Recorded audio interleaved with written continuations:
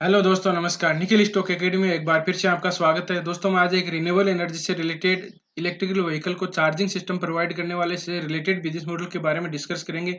Business model का नाम है टाटा पावर। उसका बिजनेस मॉडल, फंडामेंटल, क्वार्टर 3 के रिजल्ट, उसका फ्यूचर ग्रोथ और टेक्निकल चार्ट के थ्रू समझने की कोशिश करेंगे कि कहाँ पर बेस्ट बाइंग अपॉर्चुनिटी की जा सकती है। लगभग टॉप से 30% के लगभग करेक्शन में क्या आने वाले समय में एक बेहतरीन रिटर्न दे सकता है, ये जानने की कोशिश करेंगे। और दोस्तों, ये भी जानने की कोशिश करेंगे कि किस तरह से टेक्निकल चार्ट को रीड किया जाता है, प्राइस एक्शन को किस तरह से रीड किया जाता है। सबसे पहले आपको ट्रेंड पहचानना होता है, फिर बाद में सपोर्ट एंड रेजिस्टेंस किस तरह से काम करते हैं, आरएसआई में पॉजिटिव डाइवर्जन और नेगेटिव डाइवर्जन किस तरह से आइडेंटिफाई कर सकते हो। तो वीडियो को पूरा जरूर देखिए। वीडियो कंप्लीट होने के बाद में आप खुद डिसाइड कर सकते हो कि किस तरह से बाइंग अपॉर्चुनिटी की जा सकती है। चैनल पर नए हो तो चैनल को सब्सक्राइब जरूर कीजिए, बेल आइकन के ऑल पर जरूर क्लिक कीजिए, जिससे कि नया वीडियो आने पर आपके पास नोटिफिकेशन सबसे पहले है। अब चलते हैं बिजनेस मॉडल पर। टाटा पावर की स्थापना 1910 में की गई थी। इसका पुराना नाम था Tata hydro electric power supply. जो हाइड्रो पावर मतलब के बांध बना के जो बिजली उत्पन्न करते हैं, उनसे उसका हाइड्रो पावर से ही इलेक्ट्रिक ये पावर सप्लाई करते थे, जनरेट करते थे। उसके बाद में इन्होंने इसका रिन्यूएबल एनर्जी से रिलेटेड रिन्यूएबल एनर्जी में एंटर किया, और जो पावर सप्लाई है जैसे वाइंड से, सोलर से, इससे इन्होंने पावर जनरेट किया। तो इसके बिजनेस सेगमेंट की बात करें तो बिजनेस में रिन्यूएबल एनर्जी से पावर जनरेट करते हैं। एक दूसरा पहला ऑप्शन है वाइंड से सोलर, और दूसरा है सोलर से। वाइंड यानी जो हवा पवन ऊर्जा होती है उससे रिलेटेड। दूसरा होता है सोलर, जो सोलर प्लेट, सूर्य से जो किरणें आती है उससे प्लेट पे टकरा के फिर पावर का ये जनरेट करती है। तो दोनों के बारे में हम डिस्कस करेंगे। पहला देखते हैं वाइंड। ये देखिए, आप डायग्राम में देख सकते हो कि पवन चक्कियां लगी है। इनसे भी ये ऊंचाई पर जो पहाड़ी होती है वहां पर इनको सेट कर देते हैं, और सेट करने के बाद में जो ऑटोमेटिकली है, जब हवा चलती है तो हवा से ही ये पावर को जनरेट करते हैं, जिससे कि क्लीन एनर्जी भी कह सकते हैं आप। क्लीन एनर्जी जिससे नेचर को इसका कोई भी इफेक्ट नहीं पड़ता। दूसरा, अपन हाइड्रो से करते हैं तो इसको नेचर को भी इफेक्ट पड़ता है। तो इसकी बात करें तो इसका जो टाटा पावर है कैपेसिटी है, इसकी इंस्टॉलेशन कैपेसिटी है 932 मेगावाट जनरेट करने की। वाइंड से, पवन ऊर्जा से 932 मेगावाट पावर जनरेट करने की कैपेसिटी है इसकी। इसकी अगर दूसरे 7 स्टेट में इन्होंने अपने प्लांट स्टेबलाइज कर रखे हैं। महाराष्ट्र में, गुजरात में, तमिलनाडु में, कर्नाटक में, राजस्थान में, आंध्र प्रदेश और मध्य प्रदेश में इन्होंने लगा रखे हैं। तो इसमें इसकी इतनी कैपेसिटी है। अब बात करते हैं नेक्स्ट सोलर से। सोलर से ये कितना जनरेट करते हैं। सोलर की बात करें तो आप देख सकते हो डायग्राम में इन्होंने ये प्लांट लगा रखे हैं, और प्लांट लगाने के बाद में इससे सूर्य से किरणें आती है और टकरा के फिर पावर को ये जनरेट करते हैं। इस total Tata power strong portfolio of the 2688 megawatt solar generation capacity है इसकी। 2688 मतलब 2688 मेगावाट जनरेट करने का इसका कैपेसिटी है। ये अलग अलग स्टेट की बात करें तो ये इन्होंने गुजरात में ही लगा रखा है। इसका कमीशन 300 मेगावाट का सोलर पावर गुजरात में लगा रखा है। अलग अलग स्टेट में इन्होंने लगा रखा है। इसमें राजस्थान में लगा रखा है 160 megawatt solar project at the Rajasthan में तेतसर। आप इसमें डायग्राम में देख सकते हो कि इन्होंने बाद में दूसरा सोलर जनरेट का गुजरात में भी लगा रखा है, कर्नाटक में भी लगा रखा है। हाइड्रो पावर जो पावर इसके बांध से पावर जनरेट करते हैं उसका है। अब बात करते हैं इनकी कन्वेंटल जनरेशन। जो हाइड्रो का हमने देखा, हाइड्रो का है। बाद में थर्मल पावर, जो थर्मल जो होते हैं, जैसे इसका कोयला आता है, कोयला से ये पावर जनरेट करते हैं, जैसे एनटीपीसी करते हैं उसी तरह से भी ये करते हैं। वेस्ट हीट रिकवरी जो बड़ी बड़ी फैक्ट्रियां होती है उससे जो हीट जैसे जनरेट होती है उसको भी ये रिकवरी करके पावर जनरेट करते हैं। नेक्स्ट है बाद में नेक्स्ट जनरेशन पावर सोल्यूशन मतलब कि आने वाले समय में जैसे सोलर रूप है। सोलर रूप मतलब छत पे ये पावर इसका इंस्टॉलेशन करते हैं। जो सोलर प्लेट होती है उसको छत पे इंस्टॉलेशन करके हर घर पे, और फिर बाद में इससे पावर जनरेट करते हैं, जिससे कि आपको बिजली का खर्चा भी कम आता है और एक अच्छा इसमें आप जैसे ऑनलाइन भी इसमें अप्लाई कर सकते हो।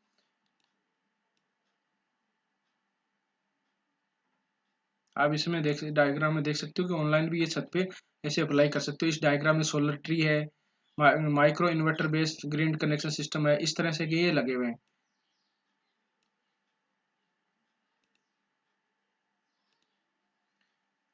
अब अपन देख लेते हैं इसका EV charging station. EV charging station जो इलेक्ट्रिकल व्हीकल आते हैं, जो इलेक्ट्रिकल व्हीकल को चार्जिंग सिस्टम, जो चार्जिंग सर्विस प्रोवाइड करने के लिए इनका 2025 तक 1 लाख चार्जिंग स्टेशन का इनका टारगेट है। अगर क्लीन एनर्जी का इनका पोर्टफोलियो की बात करें तो 37% के लगभग क्लीन एनर्जी का है, और इनका पूरी जनरेशन है वाइंड से, सोलर से, पूरी कैपेसिटी है इसकी, जनरेट करने की कैपेसिटी है 14,076 मेगावाट जनरेट करने की इनकी कैपेसिटी है। नेक्स्ट है होम ऑटोमेशन से। होम ऑटोमेशन से आप जिस तरह से समझ सकते हो कि जैसे अपन घर पे होते हैं तो घर पे अपने को एसी चलाने के लिए रिमोट का काम लिया जाता है, फैन करने के लिए स्विच का काम यूज में करते हैं अपन। तो आने वाले समय में होम ऑटोमेशन में क्या होगा, आप एक मोबाइल के थ्रू अपने सभी का ओपन कर सकते हो स्विच। और दूसरे, अगर आप कहीं बाहर गए हुए हो और फिर भी वहां से अगर समझ लो ऑफिस में गए हो, इस तरह से आप समझ सकते हो कि ऑफिस में और आप घर आओगे तो एसी चालू करने में टाइम लग जाएगा, कि जिसे कोल्ड करने में टाइम लगता है, तो आप घर से बाहर 10 मिनट में घर में पहुंचने वाले हो तो आप मोबाइल से भी इसको ऑन कर सकते हो, जिससे कि आपको घर आते ही एकदम कूल मिले। तो इस होम ऑटोमेशन में मतलब ऑटोमेटिक सिस्टम में ये काम कर रहे हैं, अभी नहीं आया, आने वाले समय में इस पे आने वाला है। तो जिस तरह से इनका बिजनेस मॉडल देखें तो रिन्यूएबल एनर्जी से रिलेटेड बिजनेस मॉडल है, और दूसरा इलेक्ट्रिकल व्हीकल जो जनरेट कर, इलेक्ट्रिक व्हीकल जो चार्जिंग सिस्टम का प्रोवाइड करने की सिस्टम है वो भी 1 लाख का है। तो आने वाले, जिस तरह से टेस्ला कंपनी है वो भी इलेक्ट्रिक व्हीकल का अभी मैन्युफैक्चरिंग कर रही है, इंडिया में भी अभी कम है लेकिन आने वाले समय में बहुत इलेक्ट्रिक व्हीकल आएंगे, तो इनका बिजनेस मॉडल और ग्रोथ होने वाला है। अब बात करते हैं हम इसका फंडामेंटल। फंडामेंटल की बात करें तो मार्केट कैप 61,942 करोड़ का है। करंट प्राइस की बात करें 194 है, हाई गया इसका 298 है, और इसका लो गया 182। स्टॉक पीए 20 है, आरओसी इसका 9% है, आरओई इसका 8% है, फेस वैल्यू इसकी 1 है। अब बात करते हैं डिविडेंड भी ये पे करती है, डिविडेंड 0.91% के लगभग डिविडेंड भी पे करती है। अब इसके क्वार्टरली, जैसे एंटी इसका पेयर कंपनियों की बात करें तो पेयर कंपनी एनटीपीसी है, जिससे कोयले से ये बिजली बनाती है, पावर ग्राइंड है, अदानी ग्रीन भी है, और टाटा पावर 6 नंबर पे है। अब बात करते हैं इसके प्राइस में 30% के लगभग करेक्शन में, तो क्या इसके क्वार्टरली रिजल्ट है इनमें दिक्कत आई है उसका देखते हैं। अपन 3 क्वार्टरली रिजल्ट की बात करेंगे, जून का, सितंबर और दिसंबर का। सेल देखेंगे, एक्सपेंडिचर देखेंगे, और नेट प्रॉफिट अपन देखेंगे। जून की बात करें तो 14,495 था, सितंबर की बात करें 14,031 है, दिसंबर की बात करें तो 14,129 है। एक्सपेंडिचर की बात करें तो 12,812 है, 12,270 है, और 11,810 है। आप इसमें देख सकते हो, इसमें एक देखने वाली चीज है कि दिसंबर का जो क्वार्टरली रिजल्ट है, इसका सेल है, इसका इससे कम है जून से, लेकिन जून से कम है, और फिर बाद में देखिए इसका सितंबर से इससे ज्यादा है। ठीक है, सितंबर से ज्यादा है, लेकिन एक्सपेंडिचर है वो कम है। तो इन्होंने अपने एक्सपेंडिचर पर कंट्रोल किया है, जिसका आपको नेट प्रॉफिट में भी दिखाई देगा। नेट प्रॉफिट की बात करें तो जून का था 884 था, सितंबर की बात करें तो 935 है, और दिसंबर की बात करें तो आप देख सकते हो 1052 है। तो इसका नेट एक्सपेंडिचर की वजह से एक्सपेंडिचर कम हुआ, इस जगह नेट प्रॉफिट में इसमें बढ़ोतरी हुई है। ईपीएस की बात करें, ईपीएस के 2.49 है, 2.56 और 2.96 है, तो ईपीएस भी इस तरह से बढ़ रहा है। इसमें ज्यादा क्वार्टरली रिजल्ट कोई दिक्कत वाली बात नहीं है। वाई टू वाई बेस देखें तो डायरेक्ट हम नेट प्रॉफिट देखते हैं, जिसे वीडियो ज्यादा बड़ा नहीं हो। 2021-22 की बात करें तो नेट प्रॉफिट कितना है, 1316 है, और बाद में 1439 है, और 2156 है, और अभी का देख सकते हो आपके 3503 है। तो मतलब 3 ही क्वार्टरली रिजल्ट आए हैं, तो इसका बिजनेस मॉडल भी ठीक है, और इसके क्वार्टरली रिजल्ट में भी कोई दिक्कत नहीं है।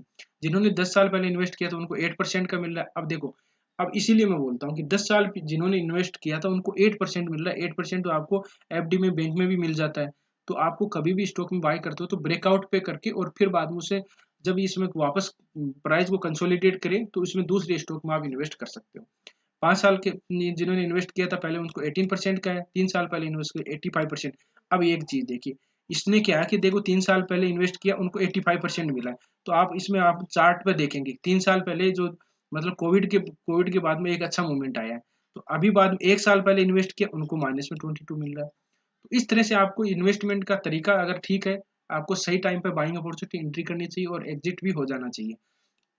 शेयर कैपिटल की बात करें तो शेयर कैपिटल है इसका 320 है, और बाद में बोरोइंग इसके पास में कर्जा कितना है 25 363 है, और नहीं सॉरी, रिजर्व है इसके पास में 25 363 है। बोरोइंग कर्जा है 53 251 है, मतलब कि इसका बोरिंग तो ये अपने रिन्यूएबल एनर्जी में भी बढ़ा रहे हैं, तो स्टेशन भी जैसे चार्जिंग स्टेशन भी बढ़ रहा है, तो कर्जा तो इसके पास में। अब बात करते हैं शेयर होल्डिंग पैटर्न की। प्रमोटर के पास में 46 है, एफआईज के पास में 10% के लगभग है, डीआईज के पास में 14% है, गवर्नमेंट के पास में कम है, और पब्लिक के पास में 9% के लगभग है। तो आप देख सकते हो कि एफआईज और डीआईज और पब्लिक के पास में इसकी होल्डिंग ठीक ठाक है, तीनों की बराबरी है। अब देखें, टेक्निकल चार्ट को रीड करने के लिए सबसे पहले आपको क्या करना है, ट्रेंड देखना है। ये डेली टाइम फ्रेम का चार्ट है, डेली टाइम फ्रेम का ही चार्ट है। अब देखिए, मैं आपको बोल रहा था कि आपको ब्रेकआउट के समय, आपको मैं पहले बता देता हूँ एक बार, ब्रेकआउट के समय ही अपने को बाइंग अपॉर्चुनिटी करनी चाहिए। किस तरह से? अब कोई बोलेगा कोविड के बाद में, कोविड के बाद में नहीं, ये देखिए दोस्तों, इसने इसके ट्रेड लाइन को ब्रेकआउट किया है, ठीक है, इस ट्रेड लाइन को इसने देखिए ब्रेकआउट किया है, और ब्रेकआउट करने के बाद में इसमें देखिए 55 रुपए का स्टॉक था, वो गया 300 रुपए के लगभग, ठीक है, 6 गुना मतलब कि इसको वेल्थ को क्रिएट करके दिया है, और अभी भी मतलब कि ज्यादा 200 रुपए के लगभग 4 गुना तो अभी भी है। तो इस तरह से आपको इस ब्रेकआउट, जिन्होंने समझ ले 17 में इन्वेस्ट कर दिया, उनको तो यहाँ पर कुछ नहीं मिला 2-3 साल के लिए, तो आपको चार्ट को रीड करके पक्का इसको मतलब इन्वेस्ट करना चाहिए। अब बात करते हैं टेक्निकल चार्ट की इसके। तो सबसे पहले आपको ट्रेंड पहचाना है। 3 तरह के ट्रेंड होते हैं, एक अप ट्रेंड होता है, डाउन ट्रेंड होता है, साइडवेज होता है। अप ट्रेंड को देखिए लेफ्ट कोने से लेके ऊपर की तरफ जाता है, तो अप ट्रेंड सिंपल देखिए, सिंपल एकदम सिंपल। बाद में डाउन ट्रेंड लेफ्ट टॉप से लेके नीचे की तरफ आता है, तो इसको बोलते हैं डाउन ट्रेंड। अब बात करते हैं लेफ्ट कोने से लेके राइट की तरफ, तो ये साइडवेज होगा। तीनों हो गए, लेफ्ट ऊपर की तरफ जाता है अप ट्रेंड होगा, नीचे की तरफ आता है डाउन ट्रेंड हो गया, और बीचों बीच चलता है उसको साइडवेज होगा। अब अप ट्रेंड को आप किस तरह से और पहचान सकते हो, इसके लिए अपन बात करते हैं। अप ट्रेंड की बात करें तो यहाँ से देखिए, यहाँ पर टॉप लगाया और ये बॉटम लगा दिया, टॉप बॉटम लगाया, तो इसको बाद ऊपर वाला टॉप हायर टॉप हो गया, बॉटम लगाया, इसको ऊपर वाला हो गया हायर टॉप, हायर टॉप और higher bottom, higher top higher top higher top higher bottom higher bottom. तो कहने का मतलब ये है कि जब अप ट्रेंड होता है तो हायर टॉप हायर बॉटम, मतलब ऊपर जाएगा तो हायर बनेगा, इस तरह से आप देख सकते हो। यहाँ इसके ऊपर टॉप लगाया, उसके बाद नीचे की तरफ आया, नीचे की तरफ इसको मान लेते हैं lower top lower bottom lower top lower bottom बनते जा रहे हैं, तो मतलब अभी डाउन ट्रेंड ही चल रहा है। अब सबसे पहले आपको ट्रेंड देख के कैसे पता चलेगा कि इसे रिवर्स होगा, इस प्राइस के अपने पहले वाले टॉप को इसने एक बार ही देखी, यहाँ से आया पहले टॉप, ये lower top lower top lower top lower top बनते जा रहे हैं, तो आपको यहाँ पर इसको ब्रेकआउट करेगा, प्राइस लगभग कितनी मान सकते, 215 के लगभग, 215 को अगर ब्रेकआउट करेगा तब ट्रेंड चेंज होगा। और दूसरा एक भी और दूसरा एंगल भी देखेंगे, लेकिन एक सिंपल ट्रेंड को देख के अपन देखें तो इसमें क्या है कि 250 को टॉप को ब्रेकआउट करेगा, सस्टेन करेगी प्राइस, तब इसमें ट्रेंड रिवर्स होगा, तब तक नहीं होगा। तो ट्रेंड को देख के अभी बाइंग अपॉर्चुनिटी नहीं बन रही। अब बात करते हैं trend reversing candlestick pattern. Trend reversing candlestick pattern कैसे, कि यहाँ से रिवर्स हुआ है, यहाँ से भी रिवर्स हुआ है, तो कौन सा पैटर्न क्या बनाया उसका देख लेते हैं।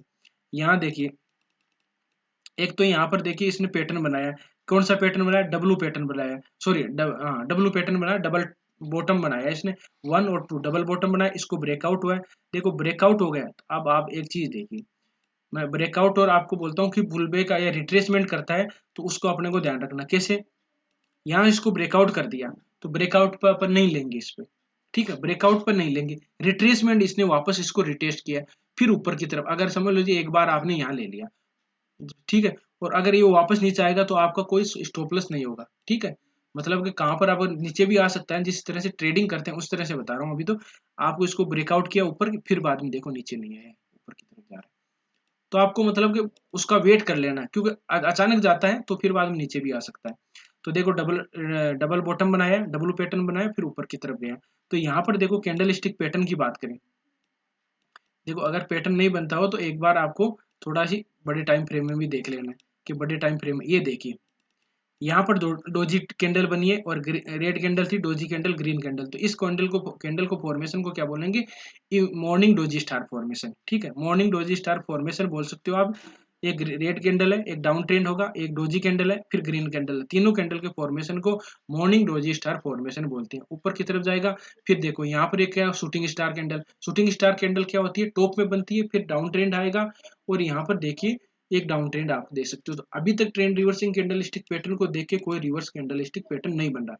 अब वीकली टाइम फ्रेम में चलते हैं, तो एक यहाँ पर हैमर बनाया दोस्तों, ठीक है, हैमर बनाया, लेकिन यहाँ पर कन्फर्मेशन एक ग्रीन कैंडल बननी चाहिए, ठीक है, ग्रीन कैंडल बन जाती है तो इसमें होगा, लेकिन आपको एक रेजिस्टेंस इसके सामने होगा, वो कौन सा होगा मैं आपको ट्रेड लाइन के थ्रू बताता हूँ। अगर समझ लीजिए यहाँ से ये हो भी जाता है, ये यहाँ पर हैमर बन गया, एक ग्रीन कैंडल बन जाती है, लेकिन एग्जैक्ट आपको यहाँ पर रेजिस्टेंस मिलेगा। क्यों मिलेगा? इस ट्रेड लाइन का ये बार बार रेजिस्टेंस ले रहा है, 1 time, 2 time, 3 time, 4 time, 5 time इसने रेजिस्टेंस लिया है।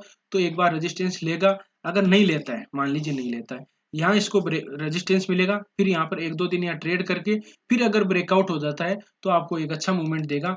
लेकिन यहाँ पर काम करना चाहिए, ऐसा नहीं अचानक ही निकल जाए। अचानक अगर निकल गया तो फिर वापस भी आ जाएगा ये। ठीक है, तो इस तरह से आप देख सकते हो कि यहाँ से ऊपर की तरफ ब्रेकआउट होगा, तब अपन प्राइस कितनी है, लगभग प्राइस है लगभग आप देख सकते हो कि 210 के लगभग मान लीजिए, 210 या 20 मतलब कि 15 के लगभग मान लीजिए, 215 के लगभग होगा, तब इसमें अच्छा मूवमेंट आएगा, अदरवाइज नहीं आएगा। हैमर बना है, लेकिन हैमर बनने से ये नहीं होगा, क्योंकि यहाँ रेजिस्टेंस सामने एक अच्छा रेजिस्टेंस, ट्रेड लाइन का रेजिस्टेंस है। नीचे की बात करें तो नीचे यहाँ पर देखो, पहले इसने सपोर्ट ले रखा था, देखो यहाँ पर सपोर्ट ले रखा है, यहाँ पर सपोर्ट लिया था, 1 टाइम, 2 टाइम, 3 टाइम इसने सपोर्ट ले रखा था, और एम पैटर्न भी बना था। मैं आपको बता देता हूँ, देखो एम पैटर्न क्या क्या होता है। देखो मेरे हिसाब से मैं लाइन ड्रॉ करता हूँ, ये देखिए, ये आपको अगर इसमें नहीं देख पाओगे, ये तो थोड़ा सी अब बड़े टाइम फ्रेम में देखिए तो एम पैटर्न भी बन रहा है, देखो एम पैटर्न को पूरा का बन रहा है तो ठीक है। लेकिन अगर छोटे टाइम फ्रेम में आप देख पाओगे तो एम पैटर्न एक बार में देखो, ये देखो ये एम पैटर्न बन रहा था, ठीक है।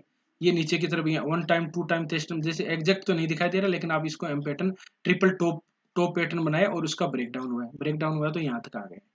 तो आप इसको नीचे की तरफ इस तरह से देख सकते हो, नीचे जो सपोर्ट था उसको ब्रेक डाउन किया, तो सपोर्ट कहाँ तक आ सकता है? अब सपोर्ट की बात करें कहाँ तक आ सकता है, इसको अपन एक बार आरएसआई में डाइवर्जन देख लेते हैं, फिर बाद में फिबोनाची रिट्रेसमेंट में देखेंगे कि कहाँ पर आ सकता है। आरएसआई में डाइवर्जन देखिए, देखिए यहाँ पर प्राइस का मूवमेंट ऊपर की तरफ जा रहा था, ये देखिए प्राइस का मूवमेंट ऊपर की तरफ जा रहा है। आरएसआई में आपको डाइवर्जन दिखाई दे रहे थे, इसको बोलते हैं नेगेटिव डाइवर्जन। अब ऊपर ये देखिए नेगेटिव डाइवर्जन, अब प्राइस का मूवमेंट यहाँ पर नीचे की तरफ आ रहा है, ये देखिए नीचे की आयता जा रहा है। और यहाँ पर देखिए आप आरएसआई में ये नीचे की तरफ आ रहा है, कभी ऊपर जा रहा है, कंसोलिडेट फेज में है, लेकिन यहाँ ऊपर की तरफ देखो नीचे की तरफ आया है, यहाँ पर आया है तो नीचे की तरफ आया और फिर बाद में ऊपर की तरफ जा रहा है। मतलब आरएसआई में यहाँ देखे तो कोई एक क्लियर आपको डाइवर्जन नहीं दिखाई दे रहे, और यहाँ पर आपको एग्जैक्ट क्लियर डाइवर्जन दिखा रहा है, ऊपर की तरफ जा रहा है, ये नीचे की तरफ जा रहा है, यहाँ पर नीचे की तरफ आ रहा है तो एग्जैक्ट नीचे भी आ रहा है, कंसोलिडेट भी हो रहा है। और ये देखो बैंडविथ, जो बैंडविथ होती है आरएसआई की, वो 22 के लगभग आया तो वापस थोड़ा रिवर्स हो गया। 20 से और 80 के लगभग होता है, तब इसमें आपको मूवमेंट दिखाई दे सकता है। 80 के लगभग हो तो एक नीचे सेलिंग प्रेशर आ सकता है, 20 के लगभग हो तो उसमें एक बाउंस आ सकता है, इस तरह से देख सकते हो। तो आरएसआई में कोई खास डाइवर्जन नहीं है। अब बात करते हैं फिबोनाची रिट्रेसमेंट की, अपने को ये अगर नीचे की तरफ आता है तो कहाँ पर आ सकता है, बेस्ट बाइंग अपॉर्चुनिटी कहाँ होगी। आपको मैं अभी बोल दूं कि बाइंग अपॉर्चुनिटी कर लो, लेकिन क्या है कि इसका रेजिस्टेंस सपोर्ट ऊपर के, ये देखिए, ये देखिए इसमें क्या हुआ था, यहाँ पर इसको पहले आया था, पहले यहाँ पर देखो रेजिस्टेंस मिला, सपोर्ट मिला था, फिर नीचे की तरफ आया, फिर वापस सपोर्ट मिला, ऊपर की तरफ गया, यहाँ पर रेजिस्टेंस मिला, बार 2-3 बार रेजिस्टेंस लिया, फिर बाद में देखिए यहाँ पर सपोर्ट मिल रहा था। अब मैं लाइन ड्रॉ करके दिखा देता हूँ, ये देखिए 1 टाइम, 2 टाइम, 3 टाइम, 4 टाइम इसको सपोर्ट मिला, फिर नीचे की तरफ ब्रेक डाउन हुआ है। अभी ब्रेक डाउन होने के बाद में रिटेस्ट किया इसको, ठीक है। रिटेस्ट करके एक बार अगर इसको नीचे की तरफ इसको काट दिया, प्राइस है 182 को, दो कंडीशन हो सकती है दोस्तों। अब देखो थोड़ा सी ध्यान से देखिए, दो कंडीशन हो सकती है, उस दोनों कंडीशनों को आपको ध्यान रखना है। एक तो ऊपर की तरफ अगर यहाँ से ऊपर की तरफ चला जाता है तो इस ट्रेड लाइन को ऊपर वाली को ब्रेकआउट करे, यहाँ पर 1-2 दिन काम करके फिर ऊपर की तरफ जाएगा, तब इसमें आपको अच्छा मूवमेंट दिखाई देगा, लगभग टारगेट 300 के लगभग आ सकते हैं। अदरवाइज दूसरी कंडीशन है कि नीचे की तरफ आता है तो इसने ब्रेकडाउन किया, रिटेस्ट करने आ गया वापस, अगर 182 को नीचे की तरफ काट दिया तो फिर बाद में आएगा आपको ये लगभग 164 के लगभग, 160 के लगभग, वहां पर अपन बाइंग अपॉर्चुनिटी मानेंगे। तो अगर 160 के लगभग मिल जाता है तो बेस्ट बाइंग अपॉर्चुनिटी होगी, ऊपर की तरफ होगा तो 210 के लगभग होगा, तब इसमें बाइंग अपॉर्चुनिटी करेंगे, फिर बाद में अच्छी रैली आएगी। अगर यहाँ पर कंसोलिडेट करके 1-2 दिन कंसोलिडेट करके नीचे भी आ सकता है, कोई दिक्कत नहीं है, ऊपर की तरफ जाएगा, फिर बाद में ट्रेड लाइन को ब्रेकआउट करेगा, तब इसमें अच्छा मूवमेंट आएगा। तो इस तरह से इस स्टॉक में रणनीति बना सकते हो आप। किसी स्टॉक के बारे में एनालिसिस चाहते हो तो कमेंट में जरूर बताइए, उसके बारे में हम डिस्कस कर लेंगे। और दोस्तों वीडियो अच्छा लगा हो, कंटेंट अच्छा लगा हो तो आपको वीडियो को लाइक कर सकते हो, दोस्तों के साथ शेयर कर सकते हो, और जिन मेहमानों तक अभी चैनल को सब्सक्राइब नहीं किया वो चैनल को जरूर सब्सक्राइब करके जाइएगा। वीडियो देखने के लिए बहुत बहुत धन्यवाद, मिलते हैं नेक्स्ट वीडियो में, तब तक के लिए दोस्तों बाय बाय।